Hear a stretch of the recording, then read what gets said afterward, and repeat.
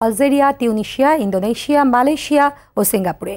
ঈদ হচ্ছে উত্তর আমেরিকাতেও। ঈদের নামাজের পরপরই দেশগুলোতে পছন্দের পশু কোরবানি দেন মুসলমানরা। Saudi Arab bureau chief Medina, Jeddah, Dammam, Qatar, Malaysia ও দুবাইয়ের প্রতিনিধির পাঠানো তথ্যছবিতে প্রবাসে ঈদ উল আজহা উদযাপনের খবর জানাচ্ছেন মুজাহিদ আহসান। সৌদি আরবের মক্কায় মসজিদুল হারাম ও মদিনায় মসজিদে নববীতে ঈদের সবচেয়ে বড় জামাত সকাল ৬টায় অনুষ্ঠিত হয়।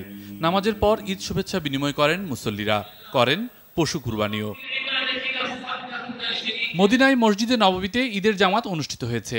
নামাজ শেষে একে অপরের সঙ্গে ঈদ শুভেচ্ছা বিনিময় করেন মুসল্লিরা। সৌদি আরবের রিয়াদে ধীরা জাতীয় মসজিদে সবচেয়ে বড় ঈদ জামাত অনুষ্ঠিত হয়। এতে ইমামতি করেন সৌদি গ্র্যান্ড মুফতি।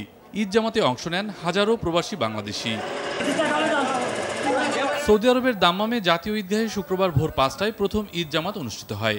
এরপর পশু কুরবানি করেন প্রবাসী বাংলাদেশিরা। নামাজ আদায় ও পশু কুরবানির মধ্য দিয়ে মালয়েশিয়ায় পবিত্র ঈদ উল আজহা পালিত হয়েছে।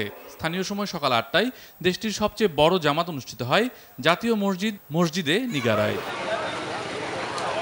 কাতারে ভোর ৫:৩০টায় ঈদ উল আজহার জামাত অনুষ্ঠিত হয়েছে। বড় জামাত হয়েছে কাতারের গ্র্যান্ড মসজিদে। নামাজের পর কাতারি নাগরিকদের পাশাপাশি পশু কুরবানি করেছেন বাংলাদেশিরাও। দুবাইয়ে সবচেয়ে বড় ঈদ জামাত দেরা আল বারাহা ঈদগাহ ময়দানে অনুষ্ঠিত হয়েছে। পরে পশু কুরবানি করেন প্রবাসী বাংলাদেশিরা। মুজাহিদ আহসান, RTV। গুম খুনের মাধ্যমে সরকার একদলীয় শাসন ব্যবস্থা চাপিয়ে দেওয়ার চেষ্টা করছে, এমন অভিযোগ করেন বিএনপি মহাসচিব মির্জা ফখরুল ইসলাম আলমগীর। মিয়ানমার সরকারের রোহিঙ্গা জনগোষ্ঠীর